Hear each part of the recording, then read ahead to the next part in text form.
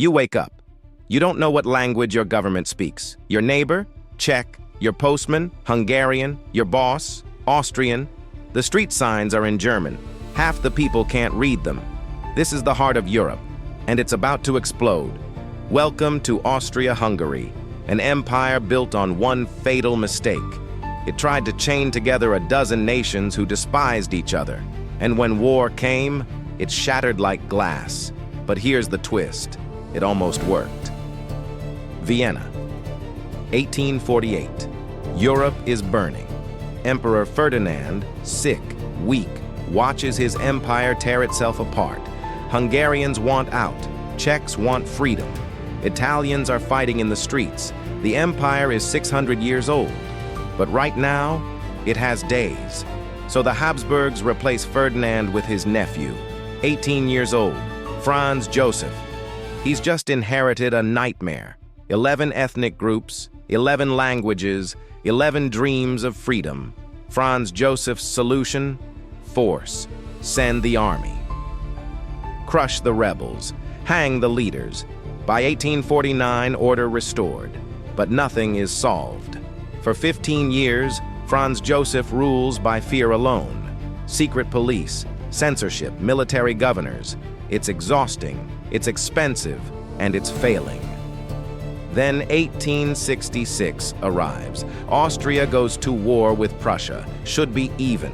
The war lasts 7 weeks. Prussia destroys Austria in one afternoon. One battle. Königgrätz, thousands dead. Franz Joseph returns to Vienna in shock. He's lost everything. And the Hungarians? They're watching. Vienna needs them now. So the Hungarians make their move. Give us equal power, or we walk. Franz Joseph has no cards left. In 1867, Austria becomes Austria-Hungary. 2 capitals, 2 parliaments, 2 governments. Germans get Austria, Hungarians get Hungary, and everyone else? Nothing. The Czechs are furious. The Slovaks betrayed. Romanians and Croats are bargaining chips. This isn't a solution. It's a delayed explosion, but watch what happens next. The economy explodes. Railways connect Vienna to Budapest to Prague. Factories rise. Cities boom. Vienna transforms overnight. Budapest becomes a jewel. Austria-Hungary becomes the 4th largest economy on earth. Freud, Mahler, Klimt, all here, all now. The empire looks stable, prosperous, modern. But underneath, the cracks are spreading. Hungarians oppress Slovaks. Austrians crush Czechs. In Prague, riots over a sign. In Budapest, Romanians forbidden to speak Romanian in court. The empire fights itself more than its enemies. And those enemies, they're circling. Serbia watches from the south, wants to unite all South Slavs. Russia to the east wants Austria-Hungary's Slavic lands. The empire is surrounded by enemies, filled with rebels, but it has one ally, Germany. Germany needs Austria-Hungary alive, so Germany makes a promise. If anyone attacks you, we attack them. It's a trap, because now Austria-Hungary can be reckless. In 1908, Austria-Hungary annexes Bosnia. Serbia explodes. Russia threatens war. Nothing happens. But the message is clear. Austria-Hungary will never compromise. So the South Slavs start planning. One group calls itself Young Bosnia. They have a plan. June 1914. Franz Ferdinand visits Sarajevo. His wife Sophie beside him. Open car, crowded streets. 6 assassins wait along the route. They have bombs, guns, cyanide pills. First assassin freezes. Can't do it. Second assassin pulls the bomb. Strikes it. Throws. The driver accelerates. Bomb bounces off. Explodes behind. Officers wounded. 2 dead. But Franz Ferdinand, untouched. At City Hall, Franz Ferdinand gives his speech, voice shaking with rage. Then decides to visit the wounded officers. Security warns him. Not safe. Franz Ferdinand won't listen. Different route. Safer. But nobody tells the drivers. The motorcade takes the old route. Security chief realizes, shouts, "Stop! Reverse!" The car stalls right there. Appel key. Gavrilo Princip is 5 feet away, 19 years old, had given up, walking to a cafe. Now the Archduke's car is right in front of him. Princip pulls the pistol, steps forward, raises the gun, fires. First shot. Franz Ferdinand's neck. Second shot.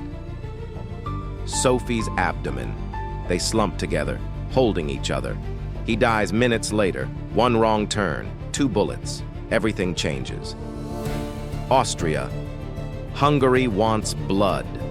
Within a month, Austria delivers an ultimatum to Serbia. 10 demands designed to be rejected. Serbia accepts 9. Austria declares war anyway. July 28th. The dominoes fall. Russia mobilizes. Germany declares war on Russia. France joins Russia. Germany invades Belgium. Britain joins France. 6 weeks, 6 nations at war, and Austria-Hungary is the least ready. The army speaks 11 languages. Orders get translated wrong. It's not an army. It's a Tower of Babel with guns. Czechs don't want to fight for Vienna. Slovaks don't want to die for Budapest. Entire units surrender immediately. One Czech regiment crosses over and joins Russia. On the Eastern Front, Russia crushes them. Hundreds of thousands captured. Austria survives only because Germany keeps saving it. By 1916, Austria-Hungary is Germany's puppet. Inside the empire, everything collapses. Food shortages, strikes, mutinies. In Vienna, people starve. Czech soldiers desert in thousands. Emperor Franz Joseph dies in 1916. 68 years on the throne. Never understood why his empire was dying.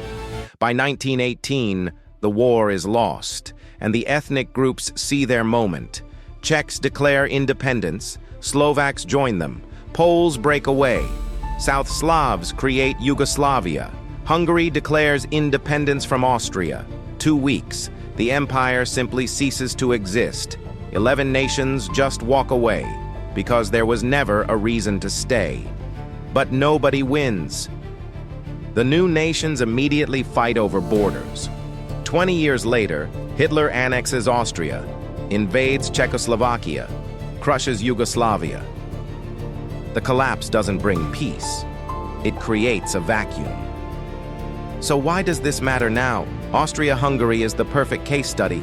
How do empires fail? They try to hold together people who want to be apart. They give privileges to some, crush the rest. And when crisis comes, they have no legitimacy. Austria-Hungary collapsed because it was never really built. Look around today. How many countries are held together by force? The same tensions are alive right now. Because here's the truth. Empires don't collapse because they're weak. They collapse because they're hollow. Austria-Hungary looked powerful. Armies, factories, railways. But it had no soul.